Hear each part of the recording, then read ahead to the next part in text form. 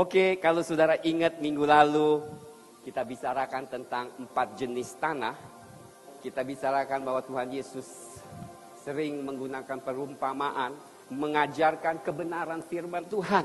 Nah, kita melihat jenis yang pertama, ditaruh di benih itu ditaburkan di pinggir jalan. Sehingga firman itu tidak dapat bertumbuh. Dan seketika itu dikatakan burung langsung memakannya. Berarti iblis langsung mencuri firman itu dari hati kita. Sehingga kita tidak dapat melihat berkuasanya firman itu, saudara. Tidak peduli betapa baiknya firman itu, betapa luar biasanya. Tetapi kalau tidak ditabur di tanah yang segar, yang subur, maka firman itu tidak ada artinya, saudara, dalam hidup kita. Nah, kita melihat jenis kedua di mana Tuhan Yesus katakan benih itu jatuh di tanah yang tipis dan dia berakar, dan orang yang menerima firman itu dengan sukacita, tapi hanya seketika. Karena setelah itu ternyata banyak batu-batu di antara tanah ini, sehingga kesulitan datang, penganiayaan datang. Matius katakan oleh karena ada firman, saudara, otomatis firman itu diuji. Tuhan izinkan. Dengar baik-baik, saudara. Saya mau saudara dengar baik-baik. Setiap kali saudara terima firman dan saudara bersuka cita, ini adalah luar biasa kebenaran. Tetapi di firman Tuhan katakan, firman itu akan diuji. Dan seringkali firman itu tidak dapat berbuah karena kita tidak bisa berakar, kurang tekad, sehingga pada setengah jalan akar itu tidak bisa bertumbuh lagi. Minggu lalu kita katakan batu-batu itu berbicara tentang filsafat yang keliru, gaya hidup kita yang tidak sesuai, ketidakyakinan, sakit hati merupakan batu yang ada di dalam hati, sehingga kita tidak dapat bertumbuh dengan luar biasa.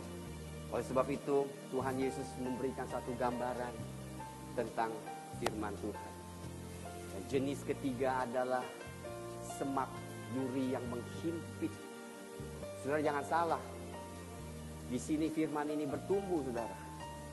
Tetapi ada satu lagi yang bertumbuh di dalam hati kita, sama-sama bertumbuh, yaitu firman Tuhan katakan keinginan dunia, kekhawatiran akan hidup ini, sehingga iman kita tidak bisa bertumbuh. Semak duri ini menghimpit sehingga kita tidak bisa bertumbuh. Saudara, kita melihat begitu banyak jenis, dari 4 jenis cuman hanya satu yang bisa bertumbuh, yaitu di tanah yang subur dengan hati yang baik.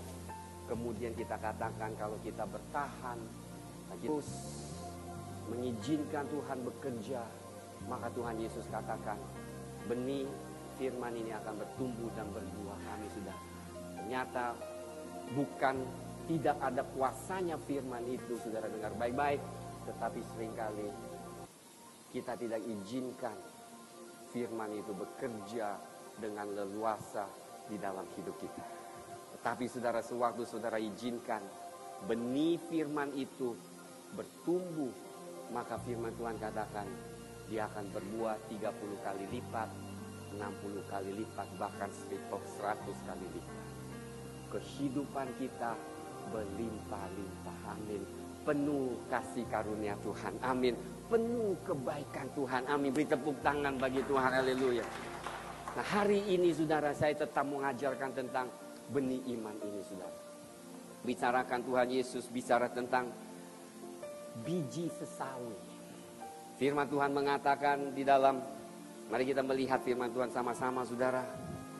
Di Markus 4:31 sampai 32. Sudah saya mau lihatnya. Luar biasa, Tuhan Yesus sering menggunakan pengumpamaan supaya kita dapat mengerti kebenaran firman Tuhan. Saya percaya ini pelajaran yang luar biasa yang Tuhan berikan kepada umatnya, saudara.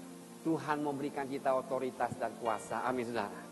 Kita tahu hidup ini kita butuh otoritas dan kuasa untuk menghadapi masalah-masalah kita. Amin, saudara.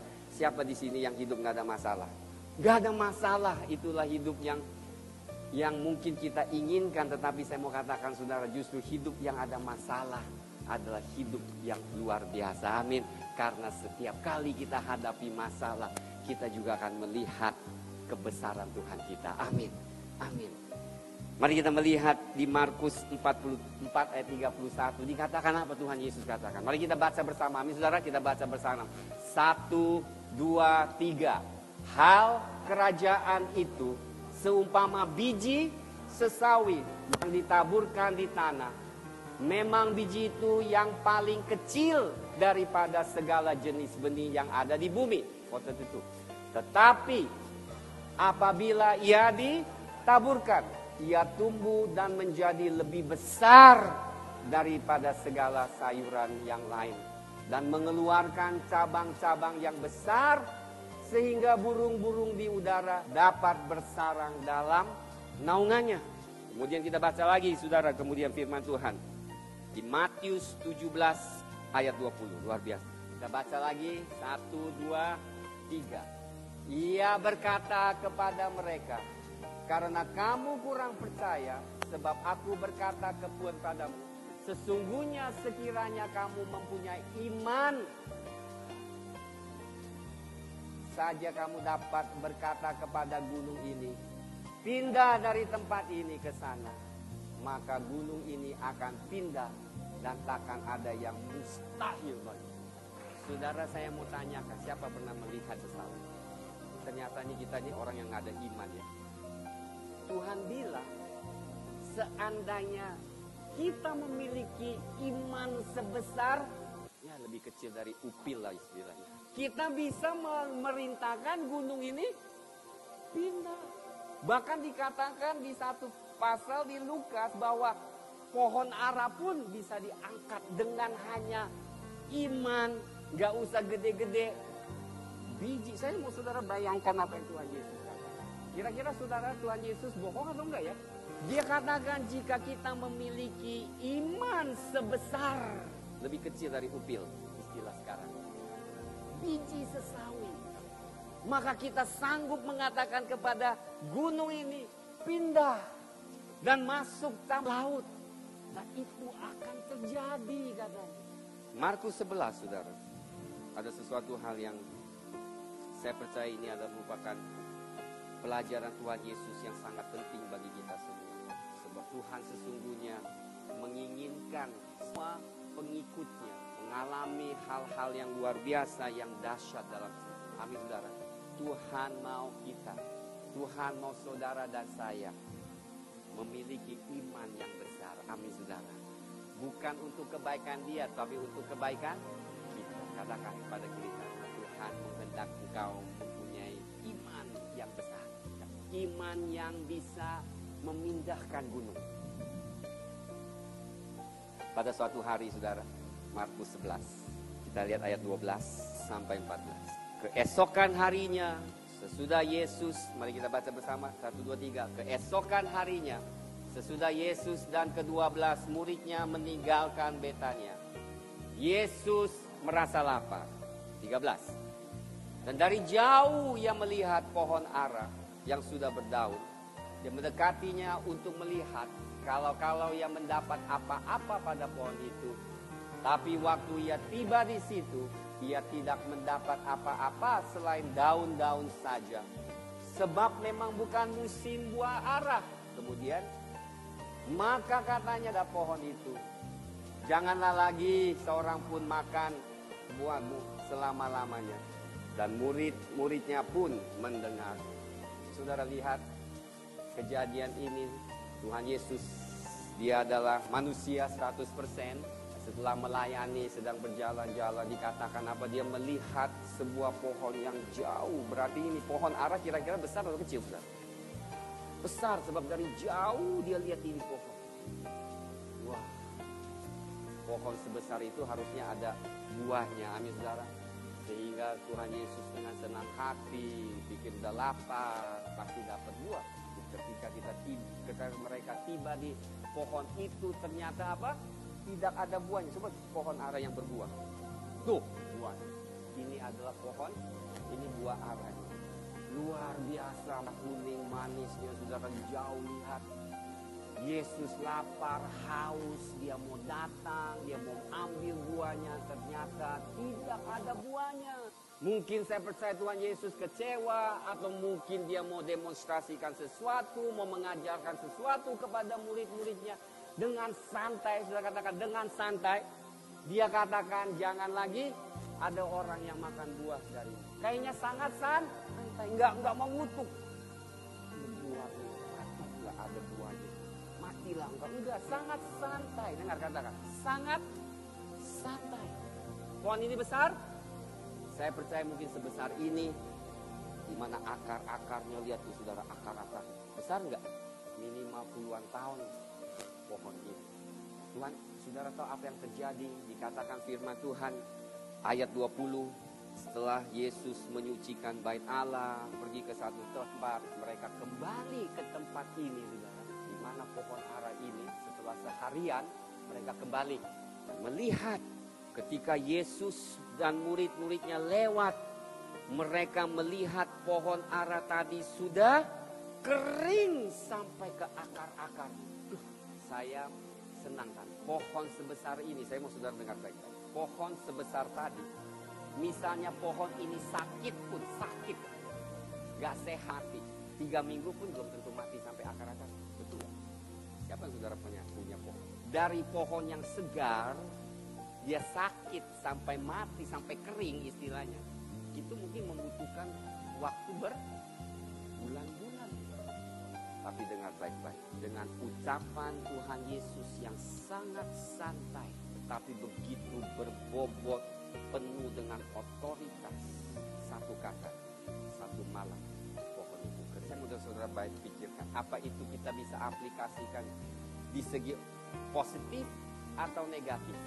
Membicarakan kata-kata kita ada kuasa. Apalagi kata-kata firman Tuhan. Yang firman Tuhan katakan bukan saja kata-kata, tapi roh dan hidup. Amin, saudara katakan. Firman Tuhan itu adalah roh dan hidup. Amin, saudara katakan ke kiri kanan. Firman Tuhan itu adalah roh dan hidup. Katakan lagi, firman Tuhan itu adalah roh dan hidup. Bukan kata-kata di surat kabar, bukan kata-kata di majalah, tetapi firman itu adalah roh dan hidup. Biji sesawi itu hanya sekecil gitu, saudara. Dikatakan jika engkau beriman, engkau sanggup memerintahkan pohon ara itu diangkat dan dipindahkan. Gunung diangkat dipindahkan. Masalah bisa diangkat dipindahkan. Masalah besar pun bisa diangkat dipindahkan. Mungkin kita memiliki masalah yang bertahun-tahun sudah berakar, yang kelihatannya tidak mungkin berubah. Tuhan katakan jika kita memiliki iman sebesar biji sesawi, tidak peduli masalah apapun, amin, berakar sampai sedalam apapun, dengan kata kita yang diurapi, maka saudara sanggup menyelesaikan masalah. Beri tepuk tangan bagi Tuhan, haleluya. Tidak peduli seberapa dalamnya masalah, seberapa beratnya. Mungkin saudara katakan, Pak, ini gak mungkin lah Pak, ini sudah tradisi ratusan tahun, tidak bisa berubah. Seperti pohon ara yang akarnya begitu mendalam dan tidak kelihatan buahnya, saudara. Saudara berharap dan berharap suatu perubahan, tetapi tidak berubah, hanya pohon makin besar, tidak ada buahnya. Kalau saudara tidak memiliki iman sebesar biji sesawi, tetap dia tidak akan berbuah. Amin, saudara. Tetapi biji sesawi sekecil itu sanggup menyelesaikan masalah yang terdalam. Tuhan Yesus ajarkan kepada muridnya. Saya percaya Tuhan Yesus sengaja mengutuk pohon ara. Bahkan begitu santainya dia ucapkan sesuatu, maka terjadi di dalam pohon ara. Maka teringatlah ayat 21, Petrus akan apa yang telah terjadi. Lalu ia berkata kepada Yesus, Rabi, lihat pohon ara yang kau kutuk itu tidak kering. Kira-kira Yesus tercengang nggak? Kira-kira Yesus heran nggak? Yesus tahu setiap perkataannya akan terjadi. Amin.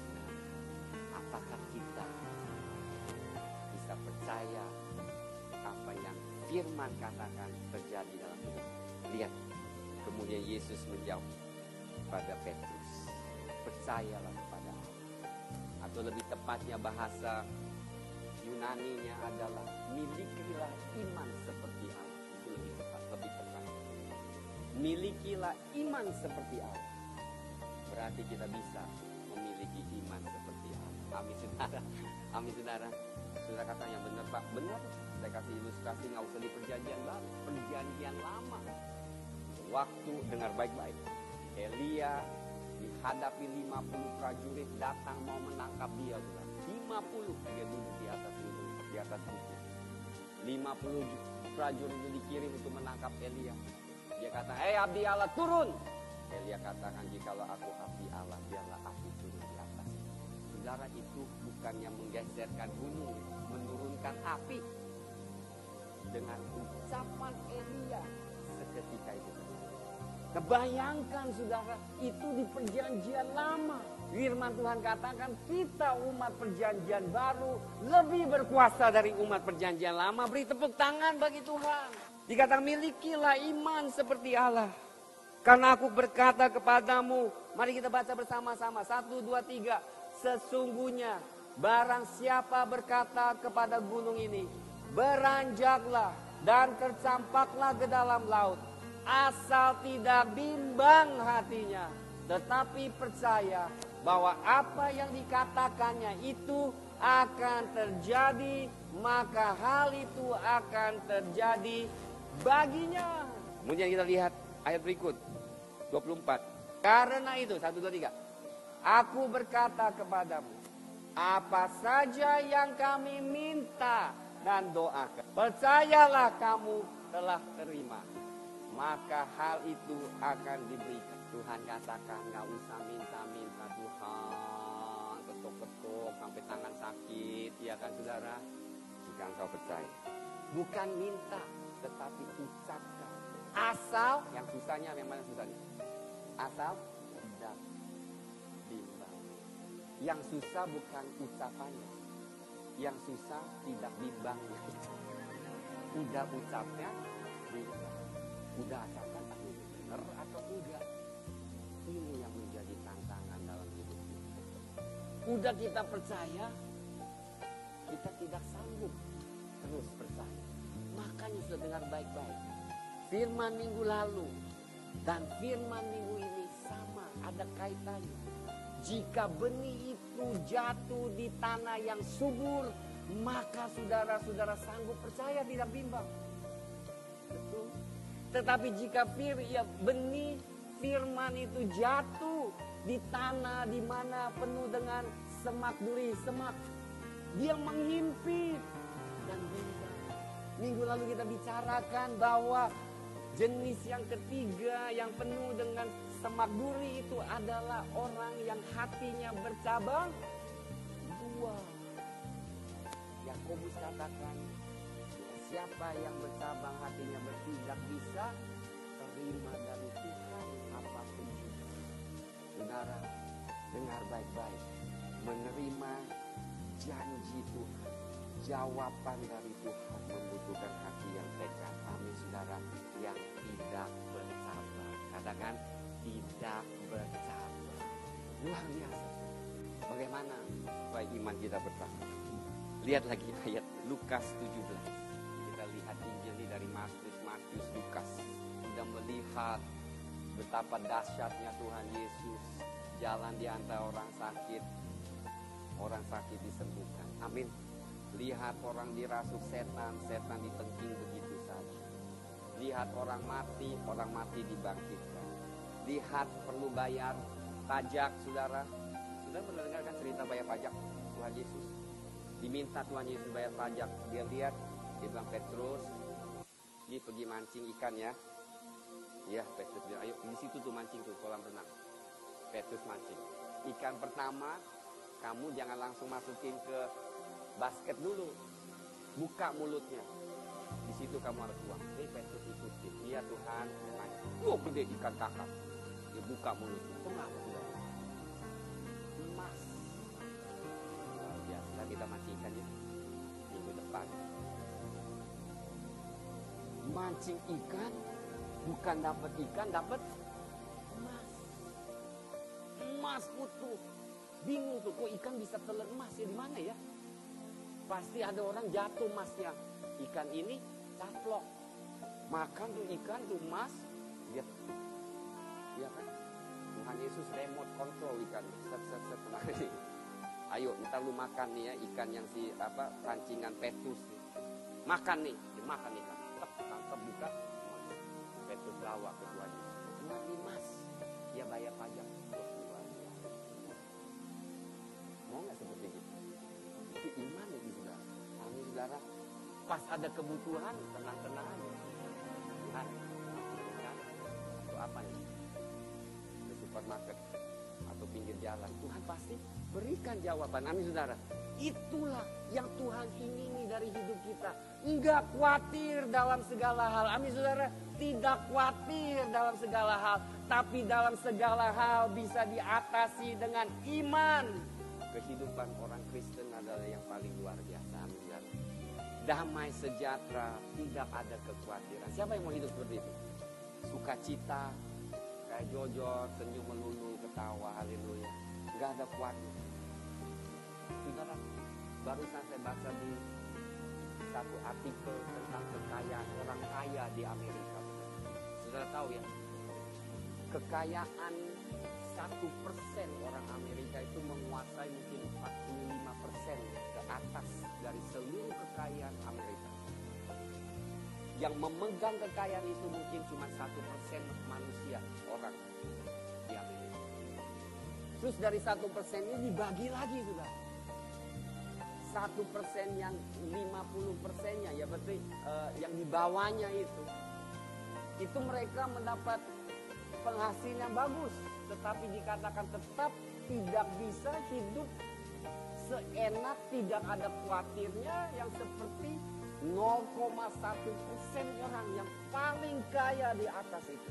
Dia bilang yang paling kaya yang 0,1% ini, inilah orang dikatakan dengan baik-baik saudara, yang gak usah khawatir apapun juga, ekonomi turun, ekonomi jatuh, saham naik, saham turun, gak ada makanan, dia gak khawatir karena kekayaannya melimpah. Ada di sini 0,1% kekayaan orang, cuma 0,1% dari Amerika yang hidupnya dikatakan boleh sama sekali tidak ada khawatir apapun juga. Dia mau beli mobil apapun bisa, Porsche, Rolls Royce, apapun, naik pesawat, jalan-jalan kemana, beli nggak usah lihat harga.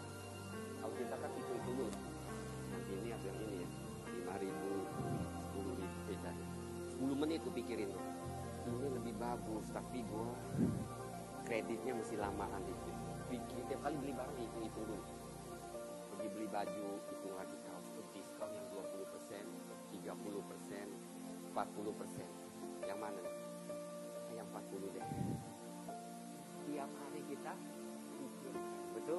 Kita timbang ke supermarket, kita beli yang organik bagus tapi mahal, yang 10.000 ada 3 ikat. Tiap hari kita tuh pikirannya stres sudah. Karena harus sesuai dengan kantong kita, betul saudara. Kopi Starbucks itu lagi. Dulu saya beli Starbucks, saya harus hitung. Kalau saya beli 5 kol 5, itu jatuhnya lebih mahal. Saya beli 2 yang fancy, 1 untuk 3, 1 lagi untuk berdua. Jatuhnya jauh lebih. Hitung-hitungan tuh di sini. Komputer udah terlatih. Kalau yang kaya kan nggak usah. Mau mana? Top, penting. Silakan 5. Iya kan, kalau kita nggak. Gue juga mau minum Starbucks. Bukan 2 aja, gue juga minum. Cuma gue minumnya murah. Gak usah hitung-hitung. Apa yang terjadi saudara? 0,1% orang gak usah pikirkan apa yang dia lakukan. Tapi puji Tuhan, amin. Katakan puji Tuhan dulu.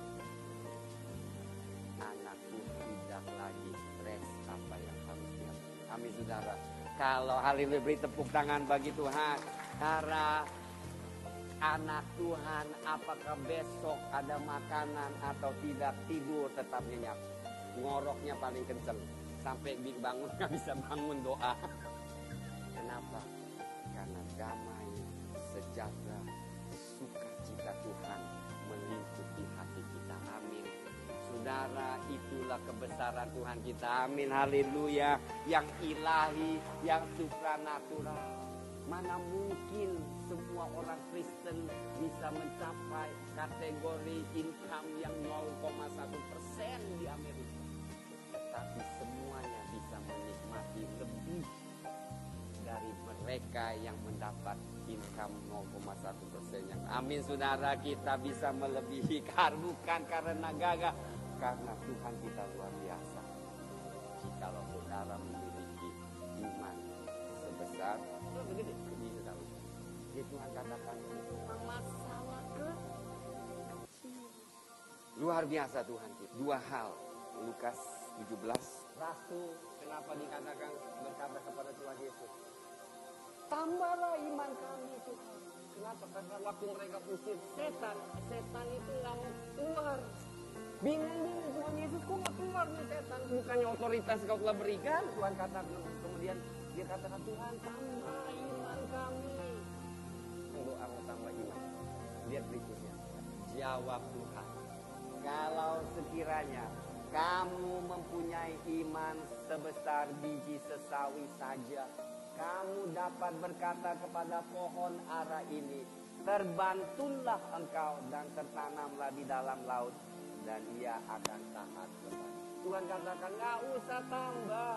Dengar, bukan soal tambah. Soal apakah engkau hanya memiliki iman sebesar biji? Saudara, bertahun-tahun saya dengar firman ini, saya nggak bisa mengerti. Apa sih biji sesawi?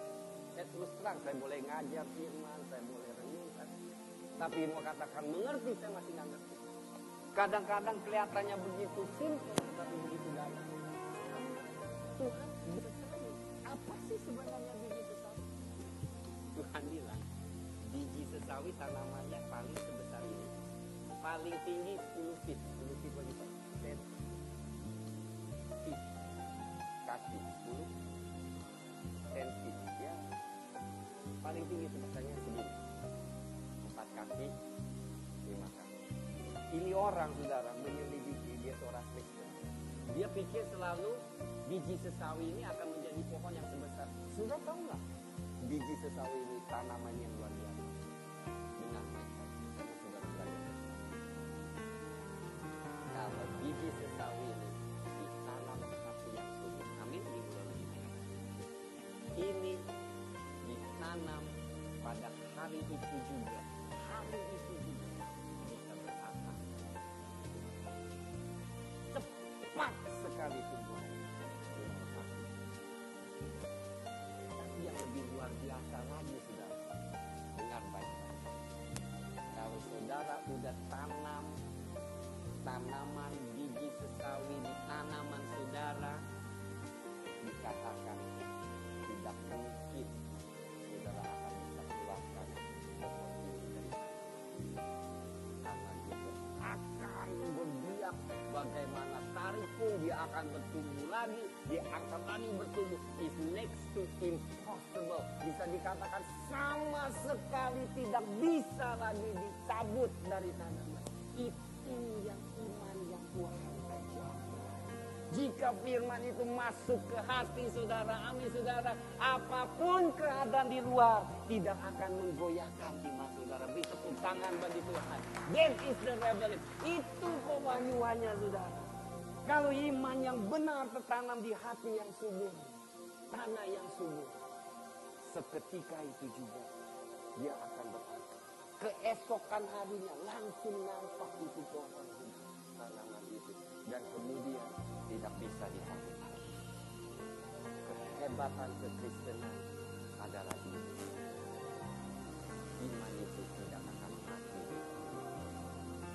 Dia mungkin tersendat, tidak bertumbuh sementara waktu, tetapi pada saat cuaca lingkungan mengizinkan lagi, dia akan tetap berakar dan bertumbuh. Amin saudara. Sehingga gunung sebesar apapun juga akan kalah oleh biji iman sesawi ini. Amin saudara.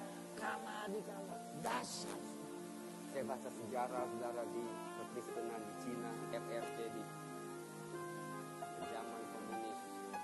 Sebelum kekristenan bisa dikatakan dihancurkan di negara ini. Akhir penginjil seperti Watchman Nee, John Sung, Wang Mingtao yang terkenal, itu adalah era yang terakhir yang sebelum komunis Cina pada saat itu masuk dan menguasai negara itu. Apa yang terjadi setelah mereka masuk, ratusan penginjil luar negeri dibunuh, gereja ditutup, semua hamba Tuhan dimasuki di penjara. Dengar baik-baik. Waktu Nixon mengunjungi RRC tahun 76 kalau nggak salah, lupa 70-an, ditanyakan bagaimana dengan Kristenan di negara ini. Saudara, apa yang terjadi dikatakan oleh istri yang tepat dari Mao Zedong, dikatakan Kristenan ada di Mesir. Kristenan ada di Mesir. Sayangnya semua pekerjaan penginjilan sebelumnya di RRC gagal. Saudara, tidak gagal.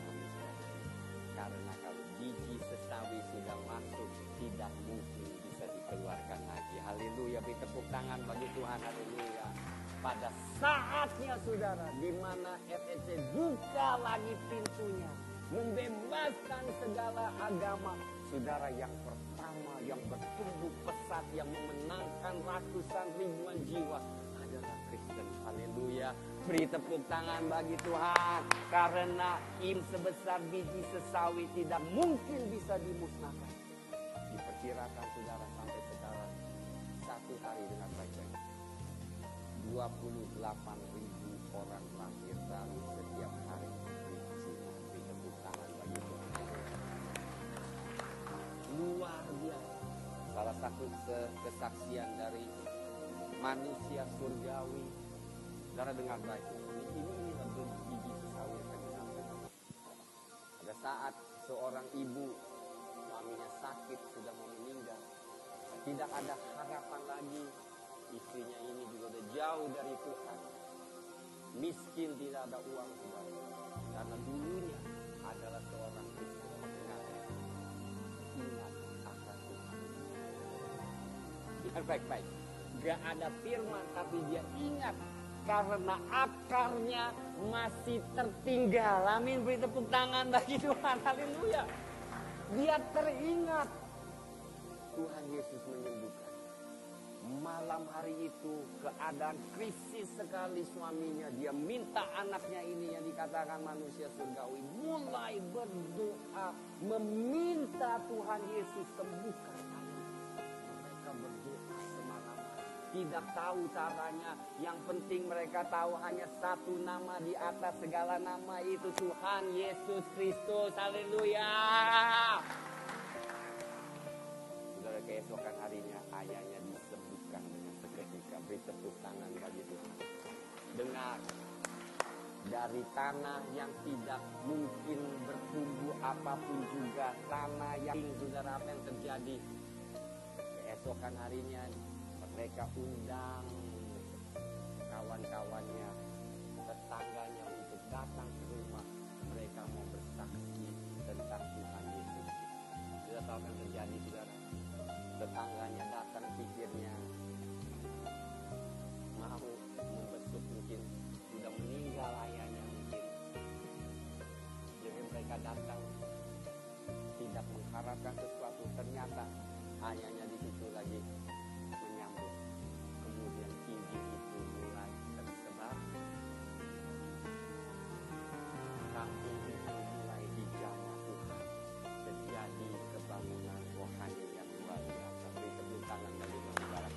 oleh sebab itu saudara, kalau sempat saudara bisa baca manusia surgawi. Amin saudara, manusia surgawi. Kemudian kita melihat saudara terakhir, apa sih?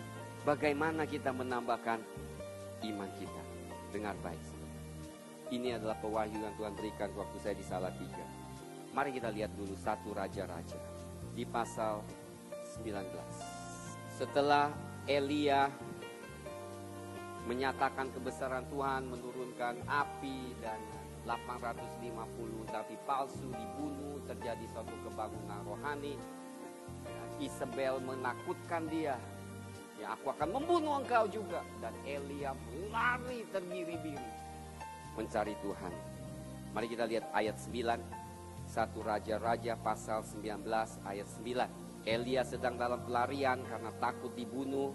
Dikatakan di sana, masuklah ia ke dalam sebuah gua dan bermalam di situ. Maka firman Tuhan datang kepadanya demikian, apakah kerjamu di sini, hai Elia? Jawabnya, aku bekerja segiat-giatnya bagi Tuhan Allah semesta alam, karena orang Israel meninggalkan perjanjianmu, meruntuhkan mesbah-mesbahmu dan membunuh nabi-nabimu dengan pedang. Hanya aku seorang dirilah yang masih hidup dan mereka ingin mencabut nyawaku. Lihat ayat 11. Lalu firman-Nya keluarlah dari berdiri atas gunung itu di hadapan Tuhan. Maka Tuhan lalu angin besar dan kuat yang membelah gunung-gunung dan memecahkan bukit-bukit batu mendahului Tuhan. Tetapi tidak ada Tuhan dalam angin itu. Kemudian apa yang terjadi? Dan sesudah angin itu datanglah gempa. Katakan ayat berikutnya. Tetapi 1, 2, 3. Tetapi tidak ada Tuhan dalam gempanya. Ayat 12. Dan sesudah gempa itu datanglah api, tetapi tidak ada Tuhan dalam api. Saudara, angin yang memecahkan, badai, gempa, api, hal-hal yang spektakuler, tetapi di dalamnya tidak ada Tuhan. Saudara, bahasa Indonesia agak salah menerjemahkan. Kemudian saya mau katakan, tetapi tidak ada Tuhan dalam api itu, dan sesudah api itu datanglah apa? Bunyi sepoi-sepoi biasa, basah. Itu terjemahan yang sama sekali keliru saudara, sebab saya sudah cek bahasa sebenarnya, bahasa Ibrani. Tepatnya adalah sesudah api itu datanglah bisikan suara lembut. Tulis. Sesudah api itu datanglah bisikan suara lembut. Bahasa Inggrisnya a still small voice. Kalau saudara lihat bahasa King James Inggris atau bahasa Ibraninya yang sebenarnya, ini utuh adalah datanglah bisikan suara lembut. Kemudian apa? Lihat ayat berikutnya. Lihat kan apa yang saya katakan. Ayat 13. Segera mendengar, bukan mendengar angin sepoi-sepoi, mendengar bisikan suara lembut. Dari siapa? Itu adalah biji sesat. Saya akan jelaskan kenapa itu ada kaitannya dengan biji sesat. Itulah biji sesat. Itulah suara yang Tuhan bicara kepada hati kita secara pribadi, yang sanggup memindahkan gunung dan masalah dari kehidupan saudara. Amin saudara. Dengar, bukan suara Alkitab firman Tuhan, tetapi suara Roh Kudus yang berbisik kepada hati saudara. Itu yang memberikan jawaban dan sanggup memindahkan gunung. Amin saudara. Setelah Elia mendengarnya, ia menyelubungi mukanya dengan jubahnya. Lihat kan? Setelah ia mendengar suara Tuhan, bukan di api, bukan di hal-hal spektakuler, tetapi di dalam hatinya, dia mulai tahu ini adalah suara Tuhan. Dan imannya mulai timbul kembali. Saudara, umat Israel melihat hal-hal yang luar biasa, yang spektakuler. 10 tula dijatuhkan di atas orang Mesir. Mereka melihat betapa hebat kuasanya. Dengar, semua itu tidak menambahkan iman mereka. Karena iman tidak timbul dari penglihatan. Iman timbul dari pendengaran. Bukan saja firman yang difirmankan ditulis Alkitab, tetapi firman yang berbicara kepada hati saudara secara pribadi. Meskipun biji sesawi yang kecil, tetapi dialah yang sanggup memindahkan gunung di tengah-tengah masalah saudara itu. Makanya saudara dengar baik-baik. Setiap kita harus memiliki hubungan dengan Tuhan secara iman tidak akan timbul tanpa suatu hubungan yang intim dengan Tuhan. Saya bisa kasih contoh dengan baik. Secara pribadi sewaktu 45 tahun yang lalu, waktu Tuhan suruh kami datang ke Jakarta, itu hanya suara yang kecil. Sewaktu saya menanyakan Tuhan, setelah pelayanan di Malaysia, saya tahu Tuhan memimpin kami ke tempat yang baru. Tuhan, di mana yang saya harus pergi? Di airport di Manado. Pada saat itu saya ada pelayanan penginjilan di sana. Tuhan jelas katakan, balik ke isi. Hanya sepatah kata yang itulah biji sesawi. Dan setelah kami taat dengan suara yang Tuhan berikan itu, kemudian saya melihat bagaimana Tuhan memimpin dan memberkati kehidupan kami. Amin. Langkah demi langkah Tuhan mencukupi, Tuhan memberkati, Tuhan mengurapi. Itulah, amin saudara, iman yang biji sesawi. Saudara, sewaktu saya doa, Tuhan katakan, teleponlah ayahmu. Sebab setelah itu 7 tahun seperti minggu lalu saya katakan tidak bertemu dengan ayah saya. Tuhan katakan, jumpai ayahmu. Saya telepon dan kemudian connect kembali. Sejak saat itu kembali dan ayah saya, ibu saya tidak mungkin bisa terima Tuhan sebagai juru selamat yang tradisinya sudah berakar di dalam diri mereka. Tetapi saudara, dengan iman biji sebesar biji sesawi, mereka akhirnya lahir baru. Beri tepuk tangan bagi Tuhan. Sudah dengar? Iblis, dengar baik-baik. Iblis paling takut kepada umat Kristen yang mendengar suaranya dan bertindak. Dengar baik-baik. Iblis paling takut dengan umat Kristen yang bisa mendengar suaranya dan bertindak. Kalau saudara mau menjadi anak Tuhan yang mendatangkan terobosan di dalam hidup saudara, dengar, saudara tidak dapat iman dari karena melihat kesaksian, melihat spektakulernya kerjaan Tuhan, tidak cukup. Saudara sendiri harus mendengar suara Tuhan secara pribadi. Beri tepuk tangan bagi Tuhan. Haleluya. 12 pengintai masuk ke tanah Kanaan. Cuman 2 orang, Yosua dan Kaleb, mereka mendengar suara Tuhan. Meskipun mereka melihat musuh besar seperti raksasa, mereka melihat kebaikan, tapi mereka tidak takut. 10 pengintai itu semuanya ketakutan karena mereka tidak mendengar suara Tuhan secara pribadi dan mereka tidak memiliki iman secara amin. Akhirnya 10 pengintai itu kami tidak ingat namanya siapa. Sudah ingat nggak namanya mereka? Saudara ingat Yosua? Saudara ingat Kaleb? Kenapa saudara ingat?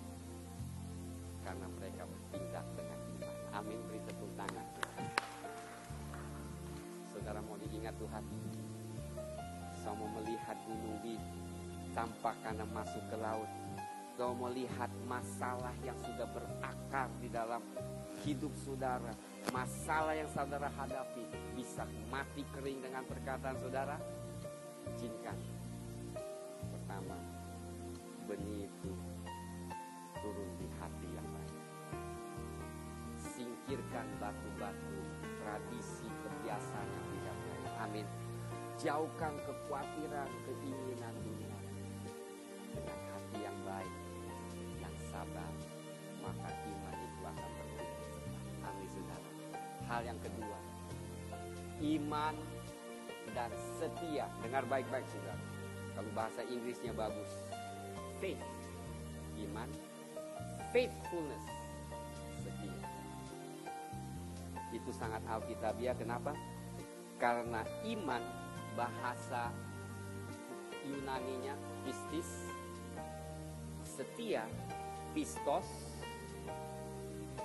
mempunyai akar kata yang sama, peithos. Jadi iman dan setia nggak bisa dipisahkan. Orang yang setia, ada orang yang iman. Orang yang setia kepada Tuhan beriman. Kita tidak bisa beriman tanpa setia, nggak bisa. Bagi orang Yunani mereka nggak bisa percaya. Iman dan setia harus berjalan sama. Abraham, bapak iman, tapi Abraham ada yang paling setia. Waktu disuruh Tuhan untuk mempersembahkan Ishak, dia dengan rela hati. Itu setia atau enggak? Setia enggak? Jadi dua hal ini kita akan menyimpulkan, saudara. Yang pertama, izinkan benih itu turun di atas hati yang subur. Kemudian saudara, iman dan setia. Dan terakhir, dengarkan bisikan suara Roh Kudus melalui hubungan pribadi saudara dengan Tuhan. Bisikan suara lembut merupakan biji sesawi. Begitu kecilnya namun sanggup memindahkan gunung dan campak ke laut. Bisikan suara inilah yang paling ditakuti setan. Karena kalau ketika saudara mulai menyatakan dan bertindak, suara janji Tuhan ini akan menggeserkan masalah. Amin saudara. Dalam hidup saudara, haleluya. Tuhan bukan Tuhan yang hanya menyatakan dahsyatnya, bukan hanya menyatakan spektakulernya. Tuhan bukan di luar, Tuhan ada di dalam hati saudara. Dia yang memimpin, dia yang bicara, dia yang berikan jawaban, dia akan memberikan bagaimana untuk memecahkan masalah saudara. Amin saudara, dengar baik-baik. Bukan hamba Tuhan yang memecahkan saudara, saudara yang akan memecahkan. Karena Tuhan akan berikan hikmatnya kepada saudara. 3, iman tidak timbul dari penglihatan, tidak peduli betapa dahsyatnya. Saudara bisa lihat kehebatan, tetapi itu tidak menimbulkan iman. Saudara bisa melihat pelayanan Beni luar biasa. Hanya saat itu saudara iman saudara timbul, kemudian bisa merosot. Tapi iman yang seperti biji sesawi adalah suatu hubungan yang saudara tahu inilah Tuhan yang berbicara kepadaku. Amin saudara. Dia berbicara kepadaku secara pribadi. Saudara boleh pegang ini. Saudara akan melihat janji Tuhan akan menang. Itulah saudara pada pagi hari ini kita sampaikan iman dan biji sesawi. Amin saudara. Saudara diberkati. Mari kita bangkit. Terima kasih jika saudara sudah dengar firman Tuhan yang saya sudah sampaikan tadi. Dan jika saudara merasa saudara adalah orang yang berdosa, yang memang butuh pengampunan dosa, dan saudara mau tobat dari dosa-dosa saudara, dan ingin menjadikan Tuhan Yesus sebagai Tuhan dan Juru Selamat, yang hanya Dia sanggup membasuhkan segala dosa kita, sehingga kami bisa memperoleh hidup yang kekal. Maka saya mengajak saudara untuk mengikuti doa saya sebagai berikut. Bapa Surgawi, saya mengaku saya adalah seorang yang berdosa. Saya percaya bahwa Tuhan Yesus telah datang untuk menebus dosa saya. Dia telah mati di atas kayu salib menggantikan saya, sehingga bagi saya yang percaya bisa memperoleh keselamatan dan hidup yang kekal bersama Tuhan. Oleh sebab itu, ampuni dosa saya Tuhan, basuh saya dengan kuasa darah-Mu. Saya mau mengundang Engkau Tuhan Yesus masuk ke dalam hati saya, menjadi Juru Selamat dan Tuhan dalam hidup saya. Mulai saat ini, saya mau serahkan hidup saya kepadamu, mengabdi kepadamu, dan saya tahu di dalam kuasa darah-Mu segala kutuk apapun sudah dibebaskan dan dipatahkan di dalam nama Tuhan. Terima kasih Bapa Surgawi telah menjadikan saya sebagai anak-Mu. Dan saya percaya saya sudah beroleh hidup yang kekal. Saya mau hidup kudus, menyerahkan hidup saya secara total kepada-Mu. Dan saya doa hanya di dalam nama Tuhan Yesus Kristus. Amin. Demikian saudara-saudara, dengan doa yang sangat singkat namun sangat berarti, saudara sudah bisa mendapat hidup yang kekal, di mana Tuhan Yesus telah korban bagi saudara. Saya anjurkan saudara, marilah gereja, mulailah beribadah, bertumbuh di dalam Tuhan. Saya mengucapkan yang terbaik bagi saudara. Amin.